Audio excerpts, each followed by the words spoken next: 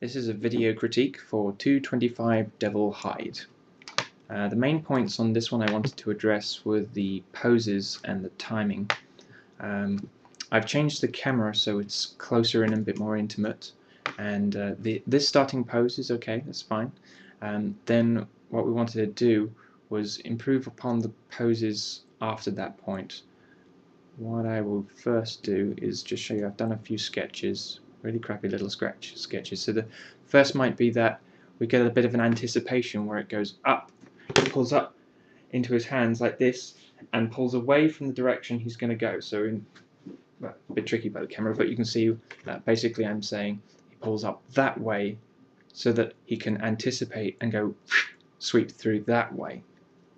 And because at the moment what he's kind of doing with the arms is just kind of, it's a bit aimless. It doesn't feel like anything in particular. It's a bit at loss. And then so we can go straight from that nice anticipation up there into a sweep, and I would go full side on. Don't be afraid to lift up his body because he's floating anyway, and don't worry too much where the hands plant because it's all going to happen really quickly. Just create nice silhouettes, so you might have one arm trailing behind here and another one leading down that way. And then as you sweep through, we show him at his actual body just leading through the frame like this. It might be that we'll have the tail sweep through here and the head leading rather than kind of up there, and one arm leading and one arm trailing, and then quickly into the pose that you're aiming for, which is roughly speaking this one here, which you're already doing, so that's okay. Although what I would like to do actually is perhaps refine this a bit, pull him down in the frame a little more so we can see more of his face. Perhaps you could put his belly down on the pillow, because what you're trying to do is put that knee underneath him, and I can understand the instinct to do that, but we're going to have a lot of problems with the tail. If I were you, I would put him on his belly down here, let the tail go behind him, and then that'll give you the opportunity to keep the shoulder up close to the camera, and therefore you can plant his hand in a place where it will silhouette nicer, and we'll be able to see his fingers against the actual side of the chair, whereas at the moment it's kind of coming straight into camera, so we can't see it very clearly, and his eyes are right at the top of the frame where we won't they'll get cut off. And then from here, let's see, don't know whether I did another drawing.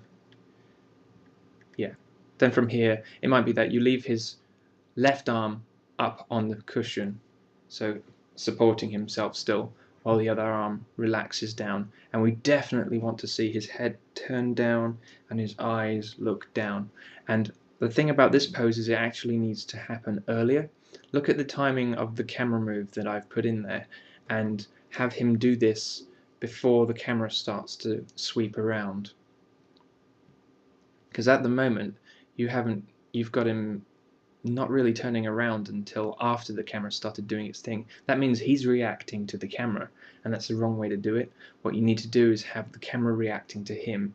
Now the timing of the camera I've put down there is pretty good, because that tells the story the way we need it to do. So in other words, what you need to do is lead the camera and do your poses earlier.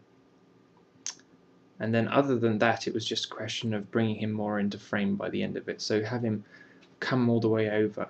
Actually, what I would say here is that for some reason you've brought his arm down, which is fine, but then you have him put his arm back up again. I wouldn't bother at that point, because you're kind of stopping him from turning around, and if anything I would put his hand over here.